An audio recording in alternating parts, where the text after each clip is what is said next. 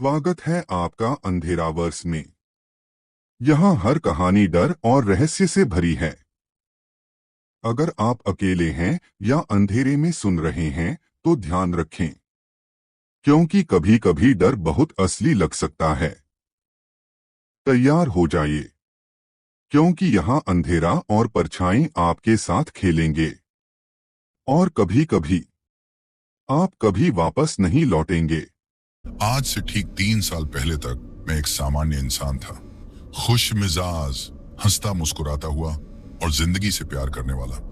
लेकिन जो कुछ भी उस रात मोहनपुरा जंक्शन पर मेरे साथ हुआ, उसने मेरी जिंदगी हमेशा के लिए बदल के रख दी।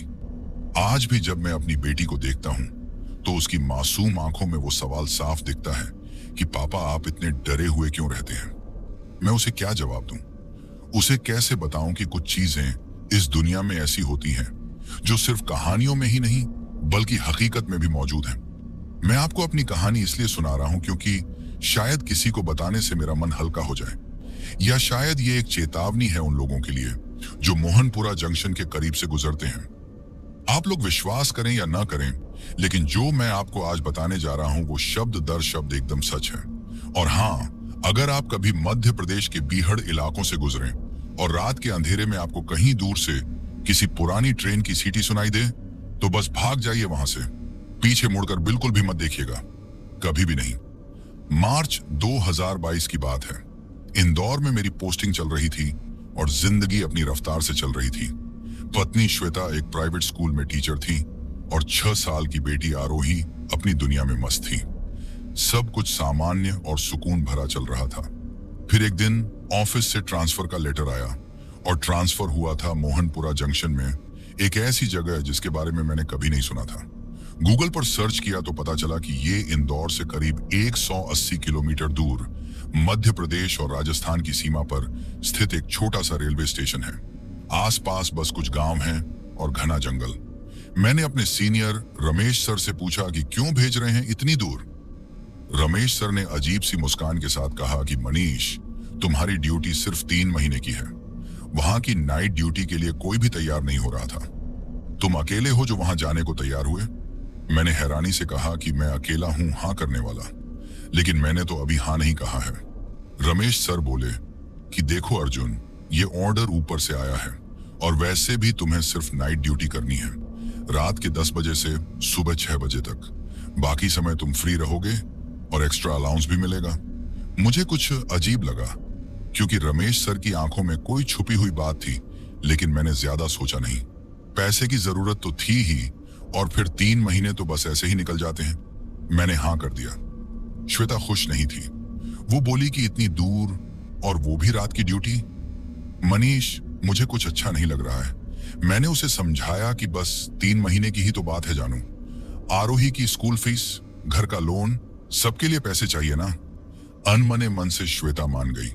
आरोही ने मुझसे पूछा कि पापा आप हमें छोड़कर चले जाएंगे? मैंने उसे गोद में उठाया और कहा कि नहीं बेटा, पापा वीकेंड पर आ जाएंगे और फिर मैं रोज फोन करूंगा ना। उसने मेरी गर्दन में हाथ डालकर कहा कि पापा डरना मत, मम्मी कहती हैं वहां जंगल है, बच्चों की नादानियां भी ना। मैं हंस दिया। काश मैं जानता होता कि मेरी मासूम बेटी की ये बात कितनी सच निकलेगी। 15 मई को मैं मोहनपुरा के लिए निकला। इंदौर से एक लोकल ट्रेन पकड़ी जो धीरे धीरे शहर की चकाचौंध से दूर गांवों और जंगलों के बीच जा रही थी। जैसे जैसे हम आगे बढ़ रहे थे, आबादी कम होती जा रही थी। चारों तरफ खेत, पहाड़ियां और दूर तक फैला जंगल ही था। दोपहर के करीब 3 बजे मैं मोहनपुरा पहुंचा। स्टेशन छोटा था, सिर्फ 2 प्लेटफॉर्म, एक पुराने स्टेशन मास्टर का कमरा और एक वेटिंग रूम जो शायद सालों से इस्तेमाल नहीं हुआ था। वहां दिन में भी चारों तरफ सन्नाटा था। बस कुछ स्थानीय लोग स्टेशन के बाहर बैठे थे। स्टेशन मास्टर राम सिंह राठौर एक बुजुर्ग आदमी थे, करीब 60 साल के, सफेद दाढ़ी और भारी आंखें, जिन्हें देखकर ऐसा लग रहा था जैसे बहुत कुछ देख चुकी हूं। उन्होंने मुझे देखते ही पूछा कि तो तुम ही हो मनीष? मैंने जवाब देते हुए कहा कि हाँ जी सर, मैं ही हूं मनीष। नई पोस्टिंग हुई है यहाँ। उन्होंने पहले मुझे सिर से लेकर पैर तक देखा और फिर एक गहरी सांस लेते हुए बोले कि ठीक है बैठो। मैं उनके छोटे से ऑफिस में बैठ गया। दीवारों पर पुरानी ट्रेनों के शेड्यूल चार्ट लगे थे और एक कोने में हनुमान जी की तस्वीर थी जिसके सामने अगरबत्ती जल रही थी। राम सिंह जी ने मुझ पर सीधा सवाल दागा कि तुम्हें पता है यहां नाइट ड्यूटी क्यों कोई नहीं करना चाहता? मैं थोड़ा सक पकाते हुए बोला कि नहीं सर, मुझे तो बस इतना ही बताया गया था कि यहाँ की नाइट ड्यूटी के लिए आदमी नहीं मिल रहा था। वो चुप रहे, फिर खिड़की से बाहर देखते हुए बोले कि पिछले 3 साल में यहाँ 7 लोग नाइट ड्यूटी पर लगे और कोई भी 1 हफ्ते से ज्यादा नहीं टिक पाया, सब भाग गए। मेरी रीढ़ की हड्डी में एक अजीब सी सिहरन दौड़ गई। मैंने पूछा कि भाग गए मतलब? उन्होंने आवाज में एक गंभीरता लाते हुए कहा कि कुछ मत पूछो बेटा, बस इतना कह सकता हूं कि इस स्टेशन की रातें सामान्य नहीं हैं। मैंने हंसते हुए कहा कि सर, आप मुझे डरा रहे हैं। राम सिंह जी ने मेरी आंखों में सीधा देखा और फिर बोले, मैं तुम्हें चेतावनी दे रहा हूं मनीष, अगर तुम्हें अपनी और अपने परिवार की परवाह है तो क्या सर? मैंने पूछा। वो कुछ कहते उससे पहले ही बाहर से किसी ने आवाज लगाई। एक युवा लड़का अंदर आया। राम सिंह जी ने मुझसे कहा कि ये विक्रम है, दिन की ड्यूटी पर यही रहता है, तुम्हारी मदद करेगा। विक्रम ने मुझे एक अजीब नजर से देखा, जैसे मुझ पर तरस खा रहा हो। राम सिंह जी उठते हुए बोले कि चलो, मैं तुम्हें तुम्हारा क्वार्टर दिखा देता हूं। स्टेशन से करीब 200 मीटर दूर रेलवे लाइन के पास ही एक छोटा सा क्वार्टर था। एक कमरा, एक छोटा किचन और एक बाथरूम। बेसिक सुविधाएं थीं, लेकिन काम चल सकता था। राम सिंह जी ने कहा कि आज रात से तुम्हारी ड्यूटी शुरू है, 10 बजे स्टेशन पहुंच जाना, और हाँ, जो भी देखो या सुनो रिपोर्ट करने की कोशिश मत करना, बस अपना काम करो और चुप रहो। मैंने कहा कि सर, आप साफ साफ क्यों नहीं बता देते कि बात क्या है? राम सिंह जी ने मेरे कंधे पर हाथ रखा और बोले, क्योंकि कुछ बातें सुनकर नहीं बल्कि महसूस करके ही समझ आती हैं बेटा, और तुम आज रात खुद समझ जाओगे। वो इतना कहकर चले गए और मैं अकेला रह गया उस सूने क्वार्टर में। बाहर से कौवों की आवाज आ रही थी और दूर से किसी ट्रेन की सीटी की आवाज। मैंने श्वेता को फोन लगाया और बोला कि पहुंच गया हूं और यहां सब ठीक है, तुम फिक्र मत करना। उसने पूछा कि कैसी जगह है। मैंने बताया कि बस थोड़ी सुनसान है लेकिन ठीक है।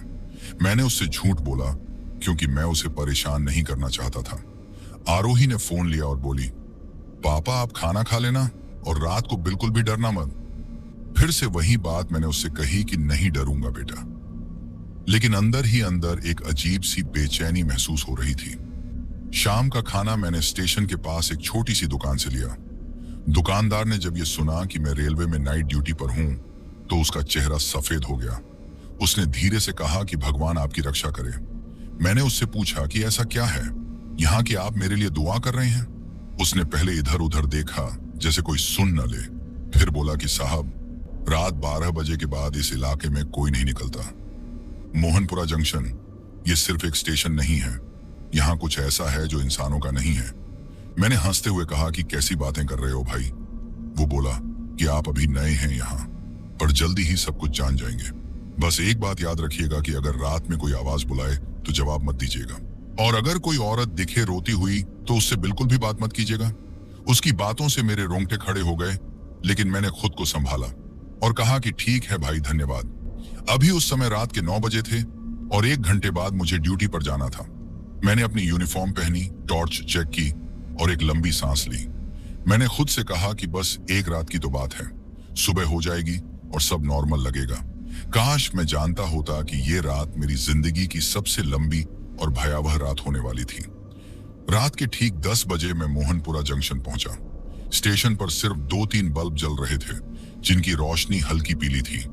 पूरे प्लेटफॉर्म पर एक भी इंसान नहीं था, बस हवा की सरसराहट और दूर से जंगल की आवाजें आ रही थीं। राम सिंह जी अपने ऑफिस में बैठे थे। मुझे देखकर उन्होंने घड़ी की तरफ देखा और बोले कि समय पर आ गए। अच्छा है। मैंने कहा कि जी सर, अब मुझे क्या करना है?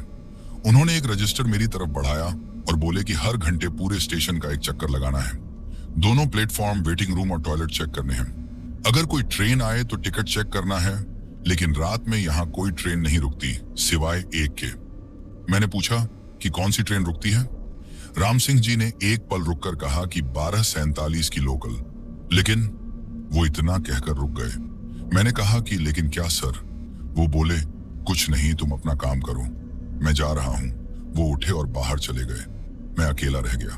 स्टेशन मास्टर के कमरे में एक पुरानी कुर्सी, एक मेज और दीवार पर टंगी घड़ी थी। उस घड़ी की टिक टिक की आवाज उस सन्नाटे में बहुत तेज लग रही थी। 10:30 बजे मैंने अपना पहला चक्कर शुरू किया। टॉर्च हाथ में लेकर मैं प्लेटफॉर्म नंबर 1 पर निकला। बाहर ठंडी हवा चल रही थी और दूर से कुत्तों के भौंकने की आवाज आ रही थी।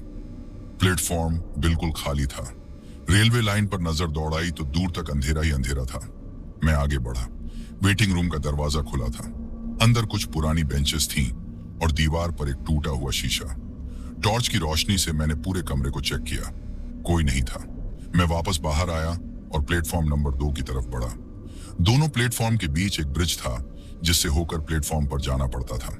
जैसे ही मैंने ब्रिज पर कदम रखा, एक अजीब सी ठंडक महसूस हुई, जैसे तापमान अचानक गिर गया हो। मैंने अपनी जैकेट का कॉलर ऊपर किया और आगे बढ़ा। प्लेटफॉर्म नंबर 2 पर पहुंचकर मुझे एक अजीब सी महक आई, जैसे कुछ जल रहा हो, लेकिन इधर उधर देखने पर कुछ नजर नहीं आया। मैंने इस प्लेटफॉर्म के वेटिंग रूम को भी चेक किया। सब सामान्य था। चक्कर पूरा करके मैं वापस ऑफिस में आ गया। 11 बज चुके थे। रजिस्टर में एंट्री की और कुर्सी पर बैठ गया। मोबाइल निकाला तो नेटवर्क नहीं था। मैंने सोचा कि बढ़िया है, अब तो बोरियत भी होगी। 11:30 बजे फिर से चक्कर लगाने निकला। इस बार कुछ अलग महसूस हुआ। हवा रुक सी गई थी। चारों तरफ एकदम सन्नाटा था। कुत्तों की भी आवाजें बंद हो गई थीं। वो स्टेशन जैसे बिल्कुल भी नहीं लग रहा था। प्लेटफॉर्म नंबर 1 पर जाकर मैं रुका। दूर रेलवे लाइन के उस पार अंधेरे में मुझे कुछ दिखा, एक आकृति जैसी। शायद कोई खड़ा था वहां। मैंने टॉर्च उस तरफ की। रोशनी में कोई नहीं दिखा। मैंने सोचा कि शायद कोई पेड़ होगा, लेकिन मेरा दिल जोर जोर से धड़क रहा था। मैं तेजी से चक्कर पूरा करके वापस आ गया। ठीक 12 बजे मैं फिर से बाहर निकला और इस बार मुझे दूर से एक बहुत ही धीमी आवाज सुनाई दी, जैसे कोई गा रहा हो। मैं रुका और ध्यान से सुनने लगा। आवाज साफ नहीं थी, लेकिन लग रहा था जैसे कोई औरत की आवाज हो, एक लोरी जैसी कुछ। मैंने इधर उधर देखा, कोई नहीं था। मैंने खुद को समझाया कि शायद पास के किसी गांव से आवाज आ रही होगी, लेकिन आवाज बंद नहीं हुई और धीरे धीरे मेरे करीब आती जा रही थी। मेरी सांसें तेज हो गईं। मैं प्लेटफॉर्म के किनारे पर खड़ा था और आवाज की दिशा में देख रहा था। तभी वो आवाज रुकी, बिल्कुल अचानक से, जैसे किसी ने बीच में ही काट दिया हो। मैं वापस ऑफिस की तरफ मुड़ा और तभी मुझे महसूस हुआ कि मेरे पीछे कोई है। मैंने झटके से पीछे मुड़कर देखा तो कोई नहीं था, लेकिन हवा में एक अजीब सी महक थी, तेज और चुभने वाली, जैसे किसी पुराने कब्रिस्तान की गंध हो। मैं तेजी से ऑफिस में आया, अंदर आकर दरवाजा बंद कर दिया और एक गहरी सांस ली। मेरे माथे पर पसीना था, हालांकि ठंड थी। मैंने खुद से पूछा कि क्या हो रहा है मुझे। मैं खुद को डरा हूं बिना वजह। 12:30 बजे थे। घड़ी की टिक टिक अब और भी तेज लग रही थी। मैंने पानी पिया और कुर्सी पर बैठ गया।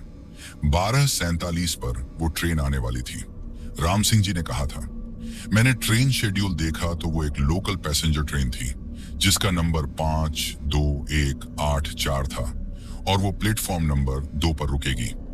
12:40 पर मैं प्लेटफॉर्म नंबर 2 पर पहुंच गया। ट्रेन आने में अभी 7 मिनट थे। मैं प्लेटफॉर्म पर खड़ा होकर इंतजार करने लगा। 12:45 हो गए थे, लेकिन अभी भी कोई ट्रेन नहीं दिख रही थी, ना ही कोई आवाज। मैंने रेलवे ट्रैक पर नजर दौड़ाई, लेकिन दूर दूर तक केवल अंधेरा ही अंधेरा था। 12:46 हुए, तभी मुझे बहुत दूर से एक ट्रेन की सीटी की आवाज सुनाई दी, लेकिन वो सामान्य सीटी नहीं थी। वो डरावनी थी, लंबी, तीखी, जैसे कोई चीख रहा हो। मेरे रोंगटे खड़े हो गए। वो आवाज करीब आती जा रही थी और मुझे अब पटरियों पर कुछ दिखने लगा। दूर से एक रोशनी आ रही थी, लेकिन वो किसी सामान्य ट्रेन की हेडलाइट नहीं थी। वो मध्यम, पीली, टिमटिमाती हुई रोशनी थी। जैसे जैसे वो करीब आई, मैंने देखा कि ये कोई आधुनिक ट्रेन नहीं थी और इसमें जो इंजन लगा था वो एक काले रंग का भाप वाला बहुत पुराना इंजन था, जिस पर जंग लगी हुई थी। ट्रेन धीरे धीरे प्लेटफॉर्म पर आकर रुकी। उसकी सीटी फिर बजी और इतनी तेज कि मेरे कान फटने लगे। मैंने अपने कानों को हाथों से ढक लिया। जब मैंने फिर से देखा तो ट्रेन बिल्कुल रुकी हुई थी। जब मैंने उसके डिब्बे देखे तो मैं सन्न रह गया, क्योंकि वो डिब्बे इस दुनिया के नहीं लग रहे थे। वो पुराने लकड़ी के डिब्बे थे, जिनकी खिड़कियों से मध्यम रोशनी आ रही थी। और फिर मैंने उन्हें देखा, खिड़कियों में धुंधले और अस्पष्ट चेहरे जो मुझे देख रहे थे। मैं ठिठक गया। मेरे पैर जमीन में गड़ गए जैसे। ट्रेन का दरवाजा खुला, लेकिन कोई नीचे नहीं उतरा। बस अंधेरा था अंदर, गहरा काला अंधेरा जो जैसे मुझे अपनी तरफ खींच रहा था। मैंने खुद को याद दिलाया कि टिकट चेक करना है, लेकिन मेरे पैर आगे नहीं बढ़ रहे थे। तभी उस अंधेरे से कोई बाहर आया, एक आदमी। लेकिन जैसे ही वो रोशनी में आया, मैंने देखा कि वो सामान्य नहीं था। उसका चेहरा सफेद था, बिल्कुल कागज जैसा, आंखें ढांसी हुई और होंठ काले।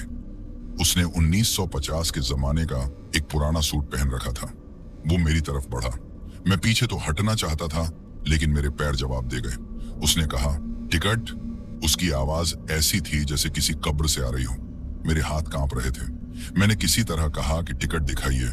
उसने अपनी जेब से कुछ निकाला, एक पुराना पीला कागज देते हुए बोला कि ये रहा टिकट। लेकिन जब मैंने उसे देखा तो मेरा खून जम गया, क्योंकि उस पर 15 अगस्त 1947 की तारीख लिखी थी। ये कैसे हो सकता है? मैंने बुदबुदाया। वो आदमी मुस्कुराया, लेकिन वो मुस्कान इंसानों की नहीं थी। उसके दांत नुकीले थे और आंखों में एक लाल चमक थी। उसने कहा कि हम रोज यहां आते हैं 1947 से, उसी दिन से जब ये ट्रेन दुर्घटना में गिर गई थी। 312 लोग मरे थे और अब हम सब हमेशा के लिए इसी ट्रेन में कैद हैं। मैं पीछे हटने लगा। नहीं, ये सच नहीं हो सकता। वो करीब आया और बोला कि तुम नए हो, तुम्हें नहीं पता इस जगह के बारे में, लेकिन जल्दी ही जान जाओगे। हम सब जानते हैं। तभी ट्रेन की सीटी फिर बजी और अचानक उस आदमी ने मेरी कलाई पकड़ ली। उसका हाथ बर्फ जैसा ठंडा था। उसने कहा कि चलो हमारे साथ, यहां अकेले मत रहो। इस स्टेशन पर कुछ ऐसा है जो हमेशा से भी ज्यादा खतरनाक है। मैंने झटके से अपना हाथ छुड़ाया और भागने लगा, और बिल्कुल भी पीछे मुड़कर नहीं देखा। बस भागता रहा। प्लेटफॉर्म पार किया और सीधा स्टेशन मास्टर के ऑफिस में घुस गया।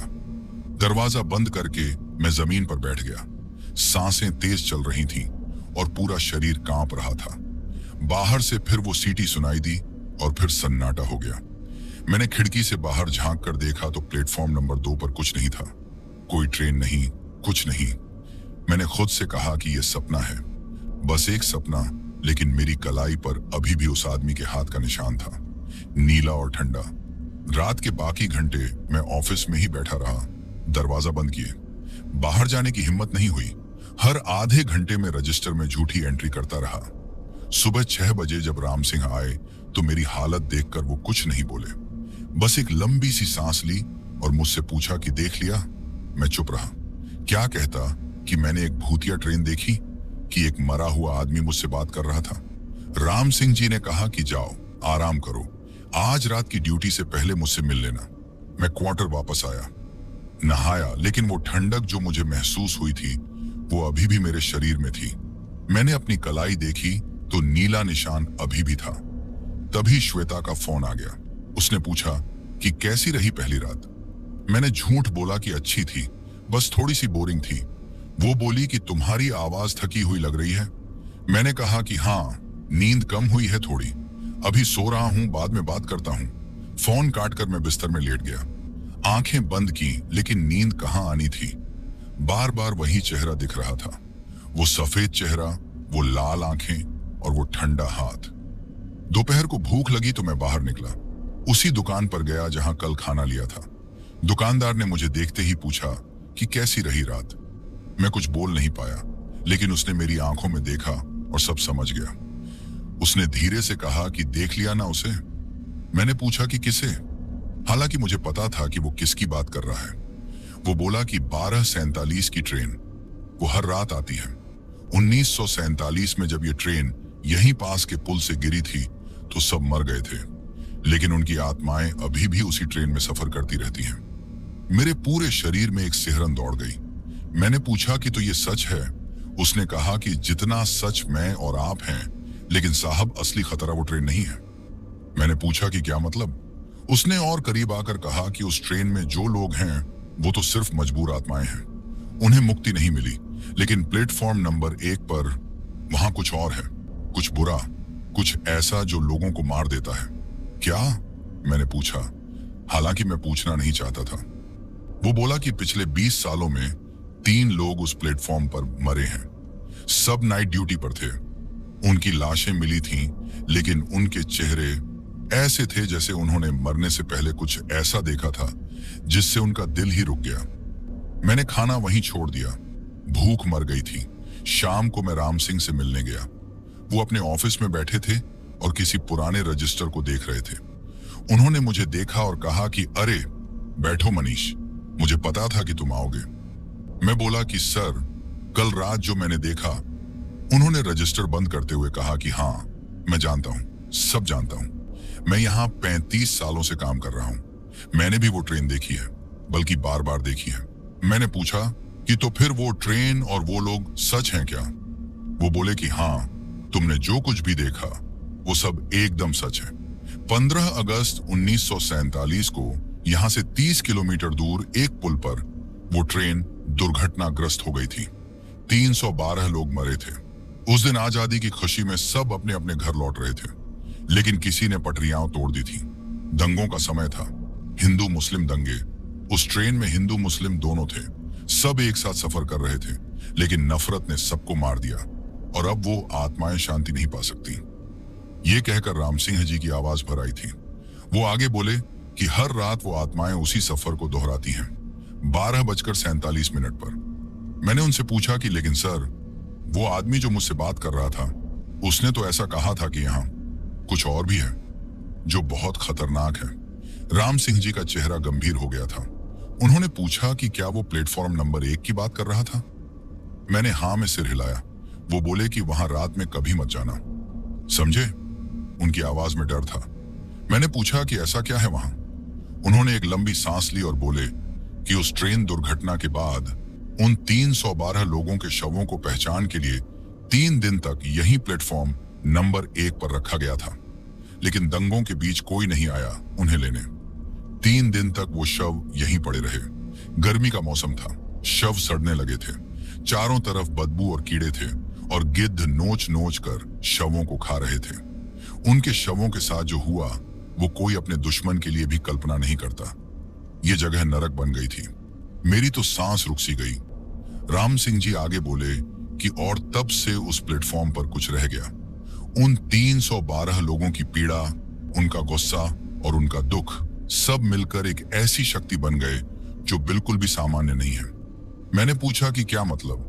वो बोले कि मैं मतलब ये कह रहा हूं कि वहां एक चीज है जो बेहद खतरनाक है, जो सिर्फ मार ही नहीं देती बल्कि तड़पाती है।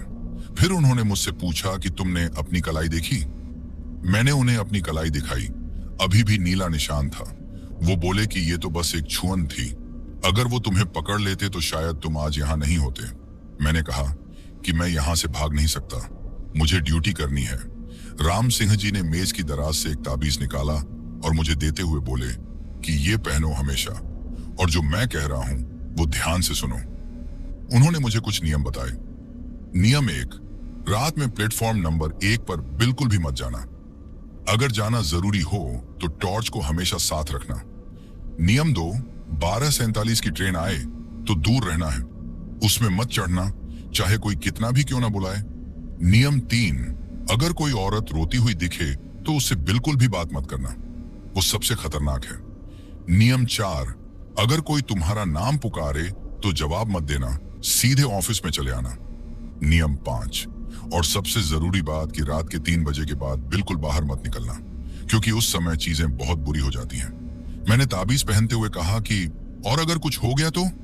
वो बोले कि तो भगवान से प्रार्थना करना, बस इतना ही कर सकते हो। रात के 10 बजे फिर से मेरी ड्यूटी शुरू हुई। इस बार मैं मानसिक रूप से थोड़ा तैयार था। ताबीज गले में था और राम सिंह जी के नियम दिमाग में। मैंने पहला चक्कर लगाया, सिर्फ प्लेटफॉर्म नंबर 2 पर, नंबर 1 की तरफ देखा भी नहीं। 11 बजे, फिर 11:30 बजे, सब कुछ एकदम सामान्य रहा।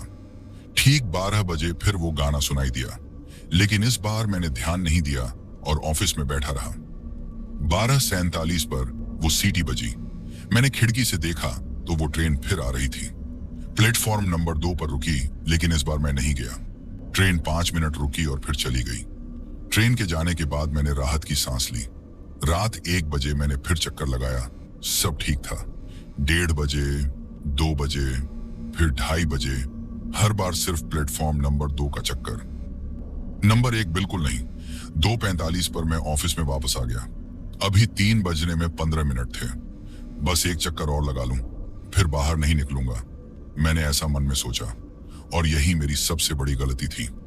2:50 पर मैं आखिरी चक्कर लगाने निकला। प्लेटफॉर्म नंबर 2 पर गया। सब सामान्य था। मैं जल्दी से चक्कर पूरा करके जाने वाला था कि अचानक लाइट चली गई और पूरे स्टेशन में अंधेरा हो गया। मेरे पास टॉर्च थी। मैंने उसे जलाया और तेजी से ऑफिस की तरफ बढ़ने लगा। तभी मुझे एक आवाज सुनाई दी, बचाओ। मैं रुक गया। ये एक औरत की कमजोर और डरी हुई आवाज थी। कोई है, बचाओ मुझे। आवाज प्लेटफॉर्म नंबर 1 से आ रही थी। तभी राम सिंह जी की चेतावनी याद आई कि अगर कोई औरत रोती हुई दिखे तो उससे बात मत करना। मैं आगे बढ़ने लगा, लेकिन वो आवाज फिर आई, प्लीज मेरी मदद करो, मैं डर रही हूं। मैं दुविधा में पड़ गया, क्या करूं? अगर सच में कोई जरूरतमंद है तो। लेकिन राम सिंह जी ने साफ कहा था। तभी वो आवाज फिर आई, मेरा बच्चा, वो अकेला है, प्लीज कोई मदद करो। बच्चा? मेरे दिमाग में आरोही की तस्वीर आई। अगर मेरी बच्ची मुश्किल में हो और उसकी कोई मदद न करे तो। मैं धीरे धीरे प्लेटफॉर्म नंबर 1 की तरफ बढ़ने लगा। टॉर्च की रोशनी आगे की हुए ब्रिज पार किया और जैसे ही प्लेटफॉर्म नंबर 1 पर कदम रखा, तापमान एकदम गिर गया। इतनी ठंड कि मेरी सांस भाप बनकर निकलने लगी। कौन है वहां? मैंने आवाज लगाई। वेटिंग रूम से आवाज आई कि मैं यहां हूं। मैं धीरे धीरे वेटिंग रूम की तरफ बढ़ा। दरवाजा खुला था और अंधेरा था। टॉर्च की रोशनी से मैंने अंदर देखा। कोने में एक औरत बैठी थी, सफेद साड़ी में, सिर झुकाए। मैंने पूछा कि आप ठीक तो है ना? उसने धीरे से सिर हिलाया, लेकिन बोली, कुछ नहीं। मैं एक कदम और करीब गया और पूछा कि आपको किसी चीज की जरूरत है क्या? इस बार उसने अपना सिर उठाया। मैं उसका चेहरा देखकर सन्न रह गया, क्योंकि वो चेहरा इंसान का चेहरा नहीं था। सफेद, बिल्कुल चिकना, जैसे किसी गुड़िया का चेहरा हो। आंखें नहीं थीं, बस 2 काले गड्ढे और मुंह कान तक फटा हुआ था। वो मुस्कुरा रही थी, लेकिन उसकी मुस्कान बहुत ही भयानक और डरावनी थी। मैं पीछे हटने लगा, लेकिन तभी वो बहुत तेजी से खड़ी हो गई। उसके खड़े होने की तेजी अप्राकृतिक थी। उसने कहा कि तुम आ गए। उसकी आवाज अब बदल गई थी, गहरी और डरावनी। इतने सालों बाद फिर कोई आया। तुम जानते हो मैं कितनी अकेली थी? मैं भागने लगा, लेकिन वेटिंग रूम का दरवाजा खुद से बंद हो गया। वो बोली, नहीं, तुम यहां से नहीं जा सकते, तुम मेरे साथ रहोगे हमेशा के लिए। मैं दरवाजे को धक्का देने लगा, लेकिन वो नहीं खुला। वो मेरे करीब आती जा रही थी। उसके कदमों की आवाज ऐसी थी जैसे किसी सूखी हड्डियों के चलने की आवाज हो। मैंने गले से ताबीज निकाला और उसकी तरफ किया। वो रुक गई। ताबीज देखकर वो इतनी तेज आवाज में चीखी कि मेरे कान फटने लगे और पूरा वेटिंग रूम हिलने लगा। तभी दरवाजा खुल गया। मैं सरपट बाहर भागा। पीछे से उसकी चीख आ रही थी। मैं ब्रिज की तरफ भागा, लेकिन अचानक रुक गया, क्योंकि वो अब ब्रिज पर खड़ी थी। लेकिन कैसे? वो तो मेरे पीछे थी, फिर अब मेरे सामने कैसे? उसने कहा कि तुम भाग नहीं सकते, ये मेरी जगह है और यहां से कोई नहीं भाग सकता। मेरे पास कोई रास्ता नहीं था। पीछे वेटिंग रूम और सामने ब्रिज पर खड़ी वो। तभी घड़ी में घंटा बाजा, 1 2 3। अब 3 बज चुके थे और अचानक सब बदल गया। प्लेटफॉर्म नंबर 1 पर एक तेज रोशनी निकली, लेकिन वो कोई सामान्य रोशनी नहीं थी, लाल रोशनी थी। पूरा प्लेटफॉर्म उस लाल रोशनी में नहाया हुआ था। और फिर मैंने उन्हें देखा। वो सब वहां थे।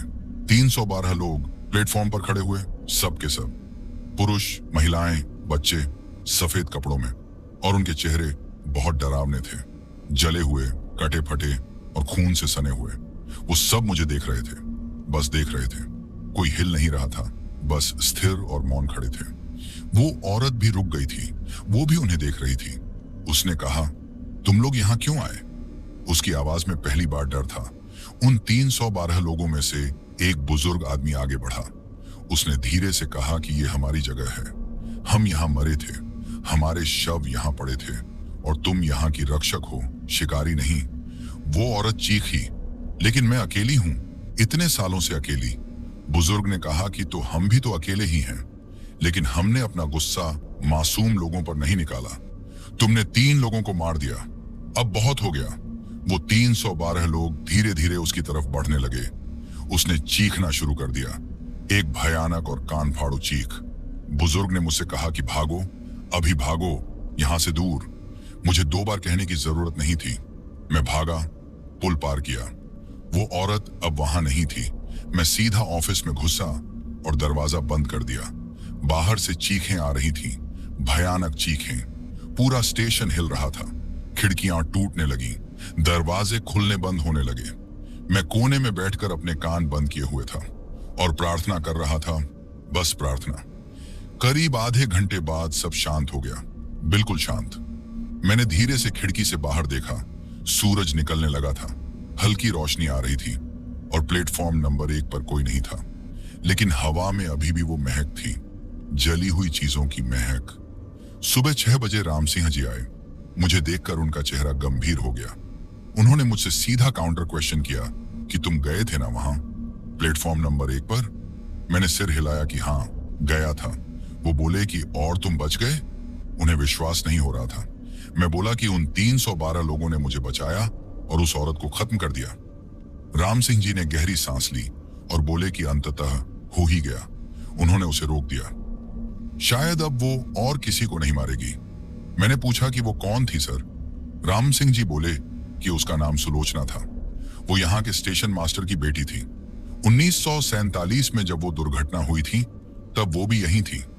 उसने वो सारे शव देखे 3 दिन तक। 18 साल की लड़की थी। उस अनुभव ने उसे पागल कर दिया। 1 हफ्ते बाद उसने खुदकुशी कर ली उसी प्लेटफॉर्म पर और तब से वो यहीं रह गई। मैं एकदम चुप खड़ा था। राम सिंह जी ने कहा कि जाओ अब आराम करो, शायद आज रात माहौल थोड़ा शांत रहेगा। अगली कुछ रातें शांत रहीं। 12:47 की ट्रेन अभी भी आती थी, लेकिन अब उसमें से कोई नहीं उतरता था और प्लेटफॉर्म नंबर 1 पर भी सन्नाटा रहता था। मैंने सोचा शायद सब खत्म हो गया, लेकिन मैं गलत था, बहुत गलत। चौथी रात को कुछ नया हुआ। रात के 1 बजे मैं चक्कर लगा रहा था कि मुझे प्लेटफॉर्म पर एक बच्चा दिखा। एक छोटी लड़की, करीब 6-7 साल की, आरोही जितनी। वो अकेली थी और रो रही थी। मैं उसके पास गया और बोला कि बेटा, तुम यहाँ क्या कर रही हो इतनी रात को? उसने मुझे देखा। उसकी आंखें रोने की वजह से लाल थीं। वो बोली कि मुझे मेरी मम्मी नहीं मिल रही। मैंने पूछा कि कहाँ है तुम्हारी मम्मी? वो बोली कि वो ट्रेन में थी, लेकिन मैं नीचे उतर गई और अब मुझे वो नहीं मिल रही। मेरा दिल पिघल गया। ये बच्ची इतनी मासूम। मैंने उसे अपनी बाहों में लिया। मैं उसे चुप कराते हुए बोला कि बेटा रो मत, मैं तुम्हारी मम्मी को ढूंढने में तुम्हारी मदद करूंगा। उसने मुझे गले लगा लिया, लेकिन तभी मुझे महसूस हुआ कि वो बहुत ठंडी थी, एकदम बर्फ जैसी। मैंने पूछा कि बेटा तुम्हें बुखार तो नहीं? उसने कुछ नहीं कहा, बस मेरे गले में चिपकी रही। मैं उसे लेकर ऑफिस की तरफ चला, लेकिन जितना मैं चलता उतना ही वो भारी होती जाती, जैसे उसका वजन बढ़ता जा रहा हो। मैंने पूछा कि बेटा तुम्हारा नाम क्या है? रूही, उसने कहा। मैंने कहा कि अच्छा नाम है, मेरी बेटी का नाम आरोही है। उसने कहा कि मुझे पता है। मैं रुक गया। तुम्हें कैसे पता? उसने अपना सिर मेरे कंधे से उठाया और मुझे देखा। उसकी आंखें अब वो सामान्य आंखें नहीं थीं, वो पूरी तरह काली हो गई थी। मुझे सब पता है, उसने कहा और उसकी आवाज बदल गई। अब वो किसी बच्ची की आवाज नहीं थी। वो बोली कि मैं सब जानती हूं तुम्हारे बारे में, तुम्हारी पत्नी के बारे में और तुम्हारी बेटी के बारे में। मैंने उसे नीचे उतारने की कोशिश की, लेकिन वो मुझसे चिपकी रही। उसकी पकड़ बहुत मजबूत थी। मैं चीखते हुए बोला कि छोड़ो मुझे। वो एक डरावनी और भयानक हंसी हंसने लगी और बोली, तुम मेरे पापा बनोगे हमेशा के लिए, यहीं इस स्टेशन पर। मैं उसे झटकने लगा, लेकिन वो और कसकर चिपक गई। उसकी ठंडक मेरे शरीर में घुसती जा रही थी। मैं सुन्न होने लगा। तभी मुझे वो ताबीज याद आया। मैंने एक हाथ से ताबीज पकड़ा और उसके ऊपर रख दिया। वो चीखी और मुझसे दूर हो गई, जमीन पर गिर गई और मुझे घूरने लगी। उसने कहा कि तुमने मुझे ठुकरा दिया, अब तुम्हें इसकी सजा जरूर मिलेगी। और वो इतना कहकर गायब हो गई। बस ऐसे ही हवा में मैं वहीं खड़ा रह गया। सांसें तेज चल रही थीं और पूरा शरीर कांप रहा था। मैं तुरंत ऑफिस वापस गया और राम सिंह जी को फोन किया। मैं बोला कि सर एक बच्ची थी यहाँ। उन्होंने कहा कि पहले शांत हो जाओ। कौन सी बच्ची थी? मैंने पूरी बात बताई। राम सिंह जी कुछ देर चुप रहे, फिर बोले, रूही थी क्या? वो भी 1947 में उसी ट्रेन में थी, सिर्फ 7 साल की थी। उसकी माँ भी उसी दुर्घटना में मर गई थी। वो अकेली रह गई और अब वो यहाँ पापा ढूंढती रहती है। भगवान, मैं बुदबुदाया। राम सिंह जी बोले कि देखो मनीष, ये जगह ऐसी है जहां सबकी अधूरी कहानियां हैं और वो सब तुम्हें अपनी कहानी में खींचना चाहते हैं। तुम्हें सावधान रहना होगा, किसी पर भी विश्वास मत करो, चाहे वो कितना भी मासूम दिखे। मैं बोला कि सर, मैं नहीं कर सकता ये नौकरी, मैं यहां से बस जाना चाहता हूं। वो बोले कि सिर्फ 2 महीने और मनीष, बस 2 महीने, उसके बाद तुम्हारा ट्रांसफर हो जाएगा। अगर तुम अभी भागोगे तो नौकरी चली जाएगी। वो कह तो सही रहे थे, लेकिन क्या नौकरी जान से ज्यादा जरूरी थी? मैंने श्वेता को फोन किया। जानू, मैं घर आना चाहता हूं। वो घबराते हुए बोली कि क्या हुआ, तुम ठीक तो हो? मैंने कहा, हाँ ठीक हूं, बस तबीयत थोड़ी खराब है। उसने कहा, तो फिर छुट्टी ले लो और आ जाओ घर। मैंने कहा कि नहीं, ऐसे नहीं छुट्टी मिलेगी, मैं ठीक हूं, बस तुम्हारी आवाज सुनना चाहता था। वो बोली, मनीष तुम कुछ छुपा रहे हो, मैं तुम्हारी आवाज से जान सकती हूँ। मैं क्या कहता कि मैं भूतों से घिरा हूं, कि हर रात मैं मौत के इतना करीब हूं? मैं बोला कि कुछ नहीं जानू, बस थक गया हूं, सो नहीं पा रहा ठीक से। वो बोली, अच्छा सुनो, आरोही तुमसे बात करना चाहती है। आरोही फोन पर आई और बोली, पापा आप कब आओगे? मैंने कहा कि जल्दी आऊंगा बेटा, बस थोड़े दिन और। वो बोली कि पापा, मैंने एक सपना देखा जिसमें आप एक अंधेरी जगह में थे और बहुत सारे डरावने लोग आपके पास आ रहे थे। मेरी रीढ़ में एक सिहरन दौड़ गई। मैंने उसे समझाते हुए कहा कि वो बस एक सपना था बेटा, डरना नहीं। फिर वो बोली कि पापा, वो लोग आपको उनके साथ ले जाना चाहते थे। मैं डर गई थी। मैंने कहा कि आरोही, ऐसी बातें मत करो, पापा बिल्कुल ठीक हैं और जल्दी ही घर आएंगे। लेकिन अंदर ही अंदर मैं डर गया था कि क्या सच में मेरी बेटी को कुछ दिख रहा था? क्या इस जगह का असर इतनी दूर तक पहुंच रहा था, या सिर्फ उसने कोई डरावना सपना देखा था? उस रात बाकी समय मैं ऑफिस से बाहर नहीं निकला, बस खिड़की से बाहर देखता रहा। सुबह जब राम सिंह जी आए तो मैंने उनसे कहा, सर मैं छुट्टी लेना चाहता हूँ 1 हफ्ते के लिए, मुझे अपने परिवार के पास जाना है। वो बोले कि ये अभी नहीं हो सकता, अगले महीने की 1 तारीख से तुम्हें छुट्टी मिल सकती है, बस 10 दिन और रुक सकते हो। मुझे कोई और चारा नहीं दिखता। मैंने कहा कि ठीक है सर।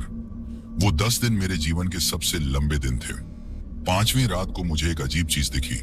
रात के 2 बजे मैं प्लेटफॉर्म पर चक्कर लगा रहा था कि मैंने एक आदमी को देखा, लेकिन ये कोई भूत नहीं था, ये एक सामान्य और जीवित आदमी था। वो प्लेटफॉर्म नंबर 1 पर खड़ा था और उसकी उम्र करीब 50-55 साल के आसपास रही होगी, धोती कुर्ता पहने हुए। मैं करीब गया और नमस्ते बोलकर पूछा कि आप यहाँ इतनी रात को? उसने मुड़कर मुझे देखा। उसकी आंखें बहुत शांत थीं, जैसे किसी संत की हों। उसने कहा कि मैं यहाँ हर हफ्ते आता हूँ प्रार्थना करने। मैंने पूछा कि प्रार्थना, वो भी यहाँ? उन्होंने कहा कि हाँ, यहाँ उन 312 आत्माओं के लिए जो यहाँ कैद हैं। मैं हैरान रह गया। मैंने पूछा कि आपको पता है उनके बारे में? वो बोले कि सबको पता है, पूरे इलाके में, लेकिन कोई कुछ नहीं करता, बस डरते हैं। मैं उन्हें मुक्ति दिलाना चाहता हूँ। मैंने पूछा कि आप कौन हैं? वो बोले कि मेरा नाम पंडित राम प्रसाद है और मैं पास के गांव में रहता हूँ। मेरे दादाजी उस ट्रेन में थे, वो भी मर गए थे। मैं उनके लिए यहाँ आता हूँ। मुझे राहत महसूस हुई कि कम से कम एक सामान्य इंसान तो मिला। मैंने पूछा कि पंडिता जी, क्या सच में इन आत्माओं को मुक्ति मिल सकती है? उन्होंने एक गहरी सांस ली और बोले कि हाँ, मिल सकती है, लेकिन उसके लिए कुछ करना होगा। मैंने पूछा कि क्या करना होगा? वो बोले कि उस दुर्घटना का पता लगाना होगा कि किसने पटरियां तोड़ी थीं और क्यों, और उसका न्याय करना होगा। मैंने कहा कि लेकिन ये तो 75 साल पहले की बात है, अब कैसे पता लगाएंगे? पंडित जी ने कहा कि सच कभी मरता नहीं है, वो यहीं कहीं छुपा है, इसी स्टेशन में, तुम्हें ढूंढना होगा। मैंने कहा, लेकिन मैं तो यहाँ सिर्फ 3 महीने की नौकरी के लिए आया हूँ। वो बोले, तुम यहाँ बिना वजह नहीं आए हो बेटा, शायद तुम ही वो हो जो इन्हें मुक्ति दिला सकते हो। मैं कुछ समझ नहीं पा रहा था, लेकिन पंडित जी की बातों में एक सच्चाई थी। मैंने पूछा कि मुझे क्या करना होगा। उन्होंने कहा कि पुराने रिकॉर्ड्स देखो, स्टेशन मास्टर के ऑफिस में पुराने रजिस्टर होंगे 1947 के, उनमें कुछ सुराग होगा। लेकिन राम सिंह जी, वो तुम्हें कुछ नहीं बताएंगे। उन्हें डर है, लेकिन तुम्हें अकेले ढूंढना होगा। पंडित जी जाने लगे। मैंने कहा कि रुकिए, आप कैसे जानते हैं कि मैं ये काम कर सकता हूं? उन्होंने मुड़कर कहा कि क्योंकि तुम अभी तक बचे हुए हो। पहले तुम सुलोचना से बचे, फिर रूही से बचे। जो जो इनके सामने आया, कोई नहीं बचा अब तक, लेकिन तुम बचे। इसका मतलब वो तुम्हें चुनना चाहते हैं। तुम्हारे जरिए वो अपनी कहानी बताना चाहते हैं। इतना कहकर वो चले गए और मैं वहीं खड़ा सोचता रहा। अगले दिन जब राम सिंह जी ऑफिस से बाहर गए तो मैंने उनकी दराजों को खंगालना शुरू किया। पुराने कागज, फाइलें, रजिस्टर, और फिर मुझे वो मिला जो मुझे चाहिए था। 1947 का रजिस्टर, एक मोटी पुरानी किताब, कवर पर धूल जमी हुई थी। मैंने उसे खोला। पीले टूटे हुए पन्ने थे। मैंने 15 अगस्त 1947 का पन्ना खोला। वहां लिखा था ट्रेन नंबर 5218, समय रात के 12:47, यात्री संख्या 312, डेस्टिनेशन अजमेर। घटना, दुर्घटनाग्रस्त पुल नंबर 7 पर पटरी क्षतिग्रस्त होने की वजह से सभी यात्रियों की मौत, जांच जारी है। और नीचे छोटे अक्षरों में लिखा था कि पटरी तोड़ने वाले राजा हरि सिंह राठौड़ के आदमी थे। कारण, बदले की भावना, क्योंकि राहा की बेटी का अपहरण ट्रेन में सवार एक मुस्लिम युवक ने किया था। राहा ने उससे बदला लेने के लिए पूरी ट्रेन का ही सफाया करवा दिया। मेरे हाथ कांपने लगे क्योंकि राहा हरि सिंह का नाम सुना सुना सा लग रहा था। तभी मुझे याद आया राम सिंह जी का पूरा नाम। उनका पूरा नाम राम सिंह राठौड़ था। मैंने खुद से सवाल किया कि क्या राम सिंह जी उसी राजा के वंशज हैं? मैंने और पन्ने पलटे। एक पन्ने पर एक धुंधली और पुरानी फोटो चिपकी थी। उसमें एक आदमी था और उसकी शक्ल राम सिंह जी जैसी थी, और फोटो के नीचे लिखा था राजा हरि सिंह राठौड़। तभी पीछे से आवाज आई कि क्या कर रहे हो? मैं पीछे घूमता तो राम सिंह जी दरवाजे पर खड़े थे और उनका चेहरा गुस्से से एकदम लाल था। मैं चुपचाप खड़ा रहा। उन्होंने रजिस्टर मेरे हाथ से छीन लिया और बोले कि मैंने तुम्हें कहा था ना कि किसी भी चीज में टांग मत अड़ाना, लेकिन तुमने सुनी? मैंने कहा कि सर, वो आपके दादा हैं क्या? वो बोले कि हाँ, ये सब मेरे दादा ने किया था। खुश हो अब तुम्हें पता चल गया? और इतना कहकर वो कुर्सी पर बैठ गए। उनका चेहरा थका हुआ लग रहा था। अचानक वो बहुत बूढ़े लग रहे थे। उन्होंने कहा कि जब ये सब हुआ तब मैं 3 साल का था। मेरे दादाजी बहुत ही क्रूर और निर्दयी राजा थे। उनकी बेटी रानीसा का किसी मुस्लिम लड़के के साथ अफेयर था। दोनों भागने वाले थे। जब ये सब दादाजी को पता चला तो उन्होंने अपने आदमियों को भेजा। वो लड़का उस ट्रेन में था। दादाजी ने सोचा था कि सिर्फ लड़के को ही मार देंगे, लेकिन उन्होंने पूरी पटरी ही तोड़ दी। पूरी ट्रेन गिर गई। 312 लोग मर गए जो कि बेगुनाह थे। मैं मूर्ति की तरह जम गया था। मेरी बुआ रानीसा, वो भी उसी ट्रेन में थी। दादाजी को नहीं पता था, वो भी मर गई। राम सिंह की आंखों में आंसू आ गए। वो बोले कि दादाजी पागल हो गए थे, उन्होंने खुदकुशी कर ली थी। लेकिन उससे पहले उन्होंने एक वचन लिया था हमारे परिवार से कि हम हमेशा इस स्टेशन की रक्षा करेंगे, उन आत्माओं का ख्याल रखेंगे, ये हमारा प्रायश्चित है। मैंने पूछा, तो आप इसीलिए यहाँ हैं? वो बोले कि हाँ, मुझसे पहले मेरे पिताजी थे यहाँ, और अब मैं। हम यहाँ सज्जा काट रहे हैं मनीष, अपने पूर्वजों की। मैंने कहा कि लेकिन ये तो सही नहीं है ना, इसमें आपकी क्या गलती थी? वो बोले कि गलती नहीं, हमारी जिम्मेदारी है। जब तक इन आत्माओं को मुक्ति नहीं मिलती तब तक हम यहाँ से नहीं जा सकते। मैंने पूछा कि कैसे मुक्ति मिलेगी? राम सिंह जी ने एक गहरी और लंबी सांस ली और फिर बोले कि सच्चाई दुनिया के सामने आनी चाहिए।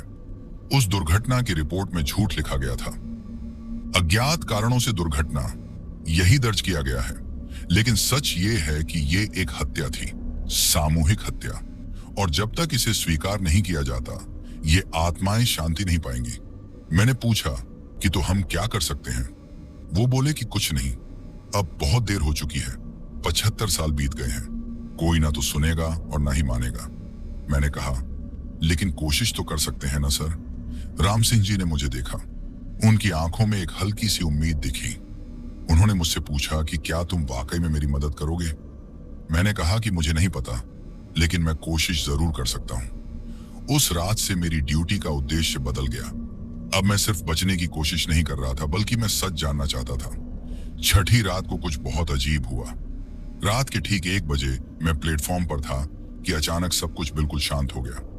हवा रुक गई, कीड़ों की आवाजें बंद हो गईं, यहां तक कि मेरी अपनी सांस की आवाज भी नहीं सुनाई दे रही थी।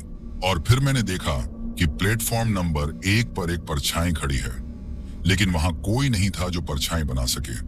बस एक काली घनी परछाई जो धीरे धीरे बड़ी होती जा रही थी। मैं पीछे हटने लगा, लेकिन वो परछाई तेजी से फैलने लगी, प्लेटफॉर्म को निगलते हुए जैसे कोई काला सागर आ रहा हो। मैं भागा, लेकिन जहां देखता वहां काला अंधेरा था। वो मुझे घेर रहा था। मनीष! एक आवाज आई अंधेरे से, मेरी अपनी आवाज। मनीष, भागो मत, हम तुम्हारा ही इंतजार कर रहे थे। मैंने चीख कर पूछा कि कौन हो तुम?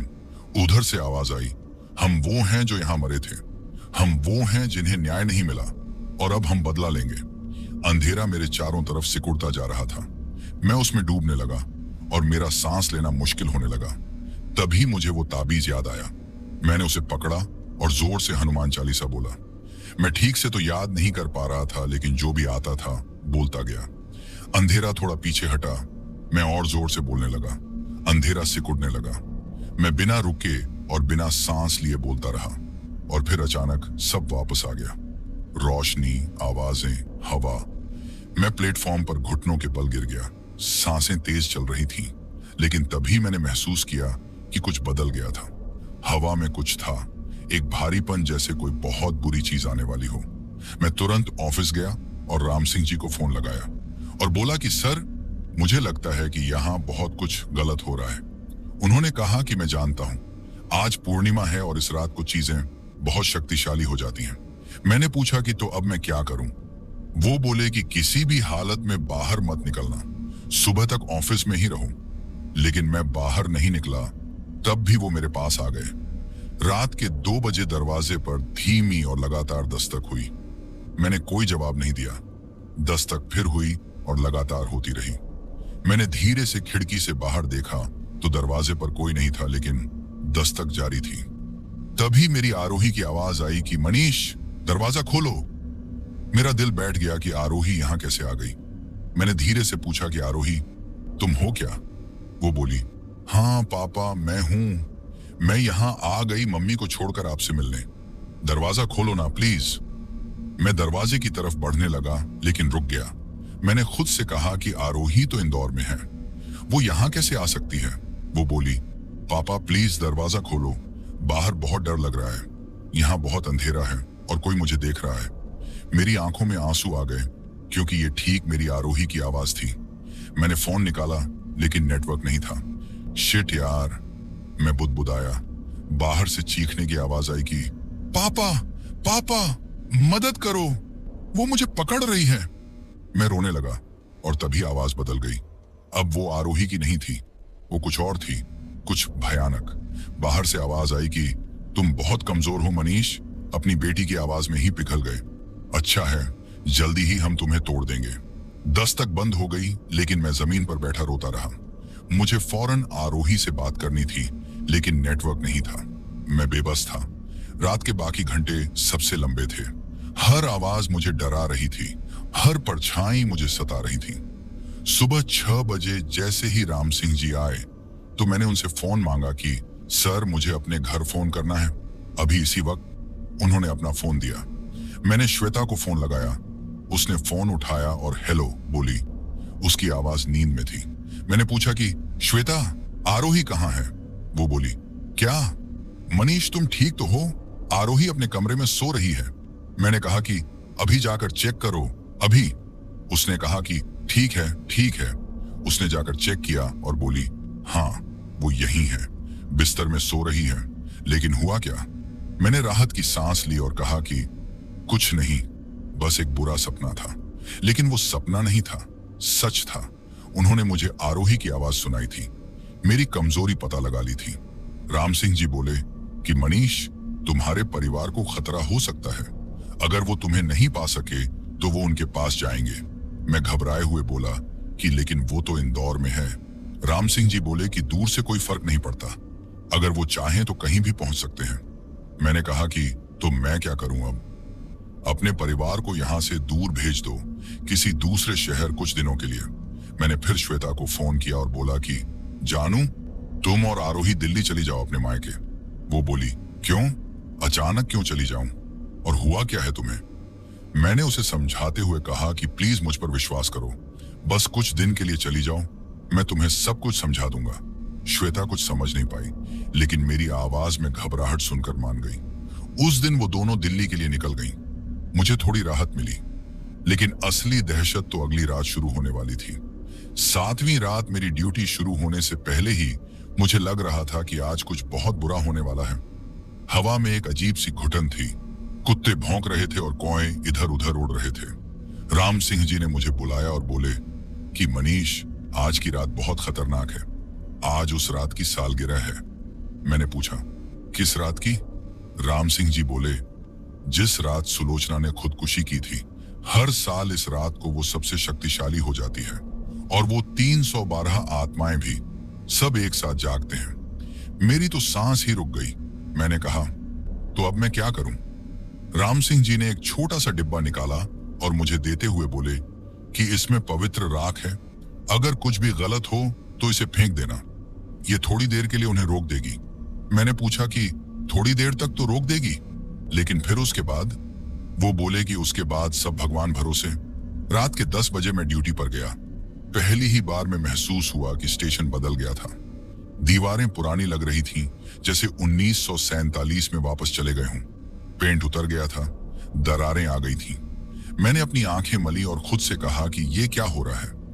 प्लेटफॉर्म पर गया तो वहां भी सब कुछ पुराना था। बोर्ड, बेंचें, यहां तक कि पटरियां भी पुरानी लग रही थीं। 11 बजे मैंने अपना पहला चक्कर लगाया। सब सामान्य था, जितना सामान्य यहां हो सकता है। 12 बजे, फिर 12:30 बजे, फिर 12:45 हुए। ठीक 12:47 पर वो सीटी बजी, लेकिन इस बार वो और भी तेज थी, कानों को फाड़ देने वाली। ट्रेन आई, लेकिन इस बार वो रुकी नहीं, बस गुजरती रही और उसकी खिड़कियों से अंदर सैकड़ों चेहरे दिख रहे थे। सब चीख रहे थे और मदद मांग रहे थे। मैं डर गया। वो ट्रेन गुजर गई और फिर सन्नाटा हो गया। रात का 1 बजा। मैं ऑफिस में बैठा था, तभी बिजली चली गई फिर से। मैंने टॉर्च जलाई और बाहर देखा तो हे भगवान, पूरा स्टेशन लोगों से भरा हुआ था। सैकड़ों लोग, वही 312 लोग, सब खड़े थे, कुछ प्लेटफॉर्म पर, कुछ पटरियों पर, हर जगह, और सब मुझे देख रहे थे। मैं पीछे हट गया और दरवाजा बंद करने की कोशिश की, लेकिन वो बंद नहीं हुआ। धीरे धीरे वो सब मेरी तरफ बढ़ने लगे। एक साथ, कोई आवाज नहीं, बस चुपचाप। मैंने वो राख का डिब्बा निकाला, खोला और उनकी तरफ फेंका। राख हवा में फैल गई और जहां भी वो लगी, वो लोग रुक गए जैसे जम गए हों, लेकिन सिर्फ कुछ सेकंड के लिए। फिर वो फिर से बढ़ने लगे। मैं भागा प्लेटफॉर्म नंबर 2 की तरफ, लेकिन वहां भी वो थे, हर तरफ। मैं अब चारों तरफ से घिर गया, कोई रास्ता नहीं था। वो बुजुर्ग जिसने मुझे उस दिन बचाया था, वो आगे बढ़ा। उसने कहा, मनीष, हम तुम्हें नुकसान नहीं पहुंचाना चाहते, हम बस अपनी कहानी सुनाना चाहते हैं। मैंने कांपती आवाज में कहा कि मैं सुन रहा हूं। वो बोले, हम यहाँ 75 साल से कैद हैं, हमारी मौत का कोई मतलब नहीं था, हम सिर्फ घर जा रहे थे, अपने परिवारों के पास, लेकिन किसी की नफरत ने हमें मार दिया और अब हम शांति नहीं पा सकते, हम यहाँ अटके हैं। बाकी सब भी करीब आ गए, उनके चेहरे दुखी और पीड़ित थे। एक औरत ने कहा कि क्या तुम पूरी दुनिया को सच बताकर हमें मुक्ति दिला सकते हो? मैंने कहा कि मैं कैसे, कौन सुनेगा? एक बच्चे ने कहा कि तुम सुनाओ तो सही, हम जानते हैं कि तुम ईमानदार हो, तुम्हारे दिल में दया है, तुमने हमें महसूस किया है। तभी एक तेज चीख गूंजी और सबने पीछे मुड़कर देखा। प्लेटफॉर्म नंबर 1 पर सुलोचना खड़ी थी। उसका चेहरा अब और भी ज्यादा भयानक था। वो चीखी, तुम इसे नहीं ले जा सकते, ये मेरा है, ये स्टेशन मेरा है, ये सब मेरे हैं। बुजुर्ग ने कहा, नहीं सुलोचना, तुम भी हमारी तरह पीड़ित हो, लेकिन तुमने मासूम लोगों को मारा, अब बहुत हो गया। वो बोली, तो क्या मैं अकेली थी, पागल थी, किसी ने मेरी मदद नहीं की? और इतना कहकर वो रोने लगी, लेकिन वो रोना किसी आम इंसान की तरह बिल्कुल भी नहीं था। उसका रोना बहुत ही भयानक और दिल दहला देने वाला था। और अचानक मुझे उस पर तरस आया। वो भी तो एक शिकार थी, उस हिंसा की, उस नफरत की। मैंने उसकी तरफ एक कदम बढ़ाया। सब हैरान रह गए। मैंने कहा, सुलोचना, मैं समझता हूं तुम्हारा दर्द, तुम्हारी पीड़ा, लेकिन ये रास्ता सही नहीं है। तुम्हें भी मुक्ति चाहिए और इन सबको भी चाहिए। वो मुझे देखती रही। उसकी आंखों में क्या था? दुख, गुस्सा या राहत? उसने धीरे से कहा, तुम समझते हो मुझे? मैंने कहा कि हाँ, मैं एक पिता हूं, मेरी भी बेटी है। मैं सोच सकता हूं कि तुम्हारे पिता को कैसा लगा होगा और तुम्हें कैसा लगा होगा। सुलोचना जमीन पर बैठ गई और फूट फूट कर रोने लगी। उसकी आंखों से असली आंसू निकल रहे थे, जो कि दर्द के आंसू थे। वो बोली कि मैं नहीं चाहती थी ये सब, मैं बस शांति चाहती थी, लेकिन वो चीजें, वो यादें मुझे नहीं छोड़ती थी। 312 लोग धीरे धीरे उसके पास गए। उन्होंने उसे घेर लिया, लेकिन इस बार प्यार से। बुजुर्ग ने कहा कि हम सब एक साथ जाएंगे, सब एक साथ मुक्ति पाएंगे। और फिर उन्होंने मेरी तरफ देखा और बोले कि मनीष, वो सच जो तुमने जाना है उसे लोगों को बताओ। ये हमारा आखिरी अनुरोध है। मैंने कहा कि मैं आप सबसे वादा करता हूं। तभी एक तेज रोशनी निकली, इतनी तेज कि मैंने अपनी आंखें बंद कर ली। जब खोली तो कोई नहीं था, खाली प्लेटफॉर्म, बस मैं और सुबह की पहली किरण। अगले दिन मैंने राम सिंह जी को सब बताया। उन्होंने विश्वास से पूछा कि चले गए वो लोग? मैंने कहा कि हाँ, लेकिन मैंने उन्हें वादा किया है, मुझे उनकी कहानी बतानी होगी। राम सिंह जी ने गहरी सांस ली और बोले कि तो करो, मैं तुम्हारे साथ हूं। अब वक्त आ गया है कि सच सामने आए। हमने मिलकर पूरी रिपोर्ट तैयार की, उस दुर्घटना की असलियत, राजा हरि सिंह राठौड़ का गुनाह, सब कुछ। मैंने इसे मीडिया को, अखबारों को, टेलीविजन वालों को भेजा। पहले किसी ने ध्यान नहीं दिया, लेकिन फिर एक छोटे अखबार ने छापा, फिर एक और धीरे धीरे ये खबर फैल गई। लोगों ने इस पर बहस करना शुरू की। कुछ ने विश्वास किया और कुछ ने नहीं, लेकिन सच बाहर आ गया था। रेलवे विभाग ने जांच शुरू की, पुराने रिकॉर्ड्स खंगाले गए और अंततः 75 साल बाद आधिकारिक तौर पर स्वीकार किया गया कि वो दुर्घटना नहीं, बल्कि एक हत्या थी। मोहनपुरा जंक्शन पर एक स्मारक बनाया गया, उन 312 शहीदों की याद में और सुलोचना की याद में भी। और फिर एक अजीब बात हुई। उस स्मारक के उद्घाटन की रात को कई लोगों ने देखा कि एक ट्रेन गुजरी, एक पुरानी ट्रेन, लेकिन इस बार उसकी सीटी में दर्द नहीं था, बल्कि शांति थी। और अगली रात से 12:47 की ट्रेन आना बंद हो गई। प्लेटफॉर्म नंबर 1 पर भी सब शांत हो गया। वो सारी आत्माएं मुक्त हो गई थीं। और आज मैं फिर से मोहनपुरा जंक्शन पर हूं, लेकिन इस बार डर की वजह से नहीं, बल्कि सम्मान की वजह से। हर साल 15 अगस्त की मैं यहां आता हूं, उस स्मारक पर फूल चढ़ाने, उन 312 आत्माओं को याद करने। आज श्वेता और आरोही भी मेरे साथ हैं। आरोही उस स्मारक को देख रही है और मुझसे पूछ रही है कि पापा, ये लोग कौन थे? मैंने उससे कहा कि बेटा, ये वो लोग थे जो बहुत पुराने जमाने में यहां मर गए थे, जब वो घर जा रहे थे अपने परिवारों के पास, लेकिन उन्हें न्याय नहीं मिला कई साल तक। आरोही ने पूछा, फिर अब? मैंने कहा कि अब वो शांति से हैं, वहां जहां उन्हें चाहिए। वो मुस्कुराते हुए कहती है कि अच्छा हुआ ना, अब वो सब खुश होंगे। मैंने कहा कि हाँ बेटा, अब वो खुश हैं। हम वापस जाने लगे, लेकिन तभी मुझे एक एहसास हुआ जैसे कोई पीछे से देख रहा हो। मैंने मुड़कर देखा तो प्लेटफॉर्म पर कोई नहीं था, लेकिन हवा में एक हल्की सी खुशबू थी, गुलों की और शांति की। और मुझे लगा जैसे किसी ने धीरे से कहा कि धन्यवाद मनीष। मैं मुस्कुराया और मैंने भी धन्यवाद कहा कि आपने मुझे जीने दिया। श्वेता ने मेरा हाथ पकड़ा और बोली कि किससे बात कर रहे हो? मैंने कहा कि किसी से भी नहीं, बस पुरानी यादों से। हम कार में बैठे और मोहनपुरा से निकलने लगे। मैंने आखिरी बार बैक मिरर से स्टेशन को देखा। शांत था, सुंदर था, और अब वहां कोई दर्द नहीं था, कोई पीड़ा नहीं थी। बस एक पुराना स्टेशन था जहां कभी एक त्रासदी हुई थी, लेकिन अब उस त्रासदी को न्याय मिल चुका था और आत्माएं मुक्त हो चुकी थी। मैं अब अपनी कहानी यहीं खत्म करता हूं। आज भी कई लोग मुझसे पूछते हैं कि क्या सच में भूत होते हैं? मैं उन्हें यही कहता हूं कि भूत नहीं, अधूरी आत्माएं होती हैं, जिन्हें न्याय नहीं मिला, जिनकी कहानियां अधूरी रह गईं, और वो तब तक भटकती रहती हैं जब तक उन्हें शांति नहीं मिल जाती। मोहनपुरा जंक्शन की उन आत्माओं को शांति मिल गई, लेकिन इस दुनिया में कितनी और अधूरी कहानियां हैं, कितनी और आत्माएं भटक रही हैं, शायद हम कभी नहीं जान पाएंगे। अगर आपको यह कहानी सुनकर रूह कांपने वाली डरावनी रातों का अनुभव पसंद आया तो हमारी चैनल अंधेरावर्स को सब्सक्राइब करना मत भूलना। वीडियो को लाइक करें, दोस्तों के साथ शेयर करें और बेल आइकॉन दबाएं ताकि हमारी हर नई डरावनी कहानी सबसे पहले आपको सुनने को मिले। याद रखिए, अंधेरावर्स में हर कहानी आपके डर को आजमाने और आपकी हिम्मत को परखने के लिए तैयार रहती है।